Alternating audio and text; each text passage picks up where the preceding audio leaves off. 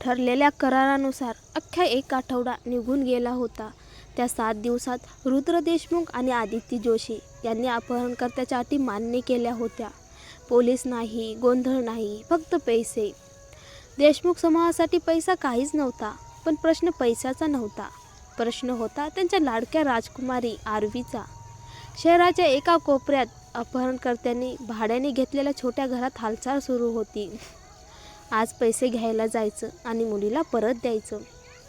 पण घरातून बाहेर पडायच्या क्षणीच आरवी अचानक कापू लागली. तिचं अंग जळजळत होतं.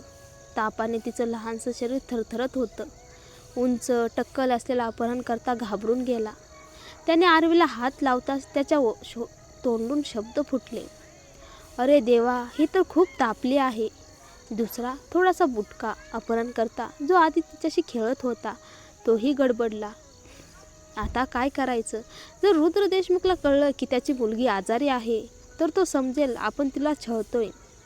आपण वाचणार नाही. उंच अपहरणकर्ता घामाघूम झाला. पण आपण तिला नीट ठेवलं ना? आपल्या हातून असं काय होईल असं कुणाला माहीत होतं? बुटक्याने स्वतःला सावरत उत्तर दिलं. 1 तास उलटून गेला. ठरलेल्या ठिकाणी रुद्र आणि आदिती पैसे घेऊन उभे होते. पण अपहरणकर्त्याचा पत्ता नव्हता. रुद्राचा संयम सुटत चालला होता. हे काहीतरी चुकतंय. त्याच्या डोळ्यात संशय आणि संताप दोन्ही होते. शेवटी रुद्रने पुन्हा पोलिसांना गुप्त सूचना दिली. सर्व रस्ते सुरक्षित ठेवा. मुलीला सार्वजनिक वाहतुकीतून नेण्याचा डाव असू शकतो. घरात आरवीची अवस्था अधिकच बिघडत होती. उंच अपहरणकर्त्याने तिला चादरीत गुंडाळलं. बुटक्याने दूध आणलं. अजून पांघरून टाकली. शेवटी दोघांनी एकमेकांकडे पाहिलं. तिला हॉस्पिटलला न्यायचंच लागेल. त्या क्षणी ते अपहरणकर्ते नव्हते. ते फक्त घाबरलेले माणूस होते. टॅक्सीने ते हॉस्पिटलला निघाले. पण त्यांना माहीत नव्हतं की संपूर्ण शहरात पोलिसांचा अलर्ट होता. 5 वर्षाची मुलगी अनोळखी व्यक्तीसोबत दिसली तर तात्काळ पोलिसांना कळवा. टॅक्सी ड्रायव्हरला संशय आला, पण त्याने काही न बोलता गाडी चालवली. हॉस्पिटलमध्ये पोहोचताच अपहरणकर्त्यांनी रिसेप्शनवर धाव घेतली. नर्सने पाहताच आदेश दिला, तात्काळ इमर्जन्सीमध्ये घ्या. त्याच क्षणी टॅक्सी ड्रायव्हरने जलंधर देशमुख यांना फोन केला. साहेब, तुमच्या नातवंडीसारखी एक मुलगी 2 माणसांनी हॉस्पिटलमध्ये आणली आहे. ही बातमी मिळताच रुद्र क्षणाचाही विलंब न करता हॉस्पिटलला पोहोचला. मिनिटात हॉस्पिटलचे सगळे दरवाजे बंद, पोलीस फोर्स तैनात. अपहरणकर्त्यांना उशिरा कळलं, पण उशीर झाला होता. पोलिसांनी त्यांना ताब्यात घेतलं.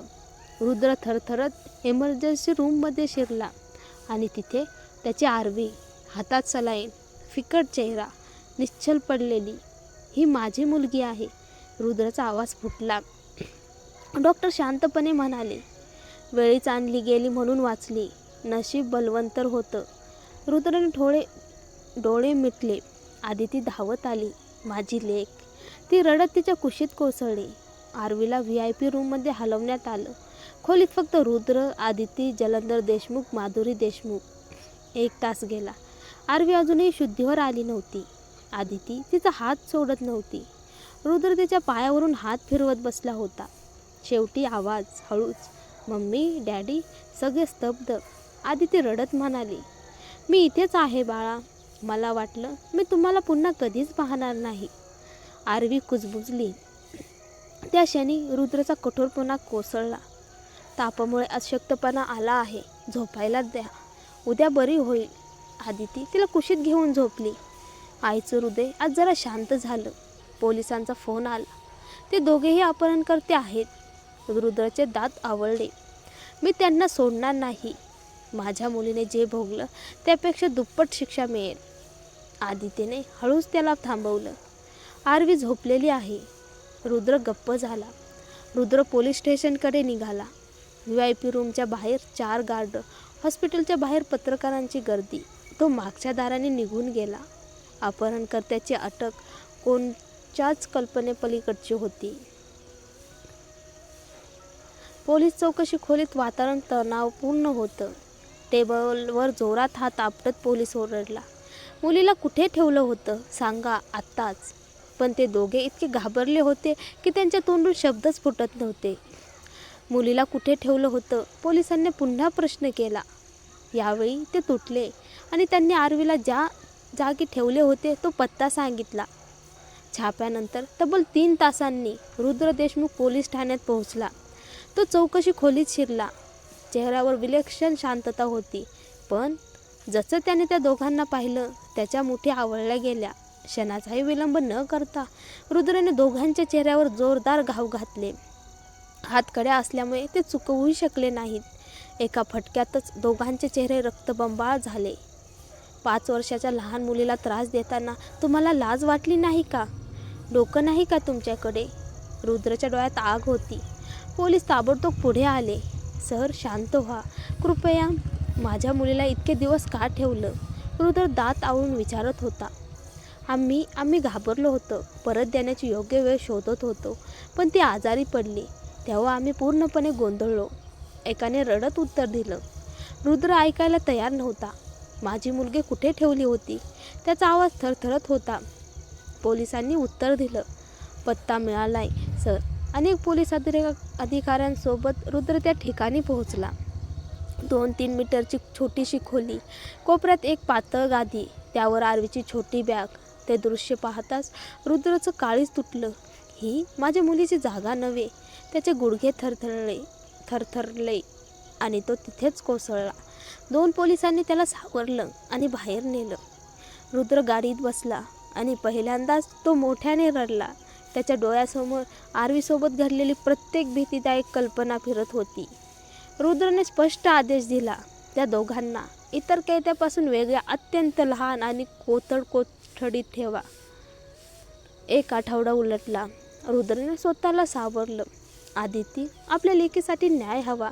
या आठवड्यात खटला आहे. आदितीने शांतपणे उत्तर दिलं. कायदा आपलं काम करेल. जगभराला माहीत आहे त्यांनी काय केलं. ते बाहेर आले तरी समाज त्यांना स्वीकारणार नाही. रुद्र मान हलवून म्हणाला. बरोबर आहे. आरवी बदलली होती. आरवी तासातून अनेक वेळा छताकडे बघत शांत बसायची. कुणाशीच बोलत नव्हती. मानसोपचार तज्ज्ञ बोलवण्यात आला. एक दिवस अचानक आरवीने विचारलं. मम्मी, ते 2 काकांना शिक्षा मिळणार का? आदिती थबकली. हो बाळा, ते वाईट लोक आहेत. वाईट लोकांनाच शिक्षा मिळते ना? आरवीचा निरागस प्रश्न. रुद्र म्हणाला.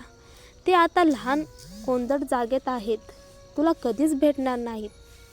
आरवी हळूच पुटपुटली. बिचारे, मला त्यांची आठवण येते. आदिती आणि रुद्र एकमेकांकडे पाहू लागले. मानसोपचार तज्ज्ञांनी स्पष्ट सांगितलं.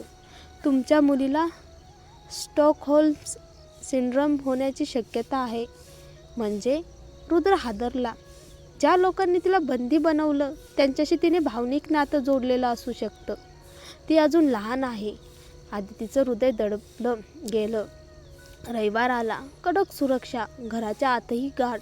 न्यायालयात समोर बसलेला रुद्र आणि आदिती. पलीकडे आरोपी. रुद्रने देशातील सर्वोत्तम वकील नेमले होते, पण आरोपी प्रश्नाला उत्तरच देत नव्हते. खटला पुढच्या आठवड्यावर ढकलण्यात आला. पुढच्या सुनावणीला आरवीला न्यायालयात आणण्यात आलं. आदितीने तिला कुशीत घेतलं. रुद्रच्या मांडीवर बसलेली आरवी आरोपींनी मान खाली घातली होती. न्यायाधीशांनी विचारलं. आरवी, तुला हे 2 लोक ओळखता येतात का? तेव्हा आरोपींनी वर पाहिलं. अरे, आज कपडे काळे नारंगी का नाहीत?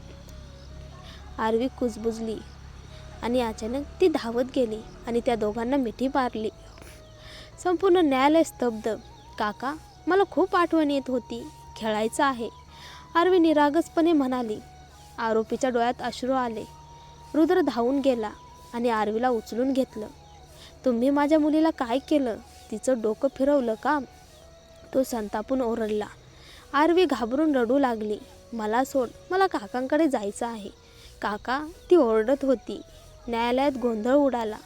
आदितीही हातारली. त्या 2 आरोपीच्या डोळ्यासमोर आरवीसोबत घालवलेले दिवस फिरू लागले. खेळ, जेवण, थंडीपासून वाचवण्यासाठी भांडण. मला त्यांची आठवण येते. आरवीची किंकाळी घुमली आणि रुद्र, आदिती, न्यायाधीश सगळेच गोंधळून गेले.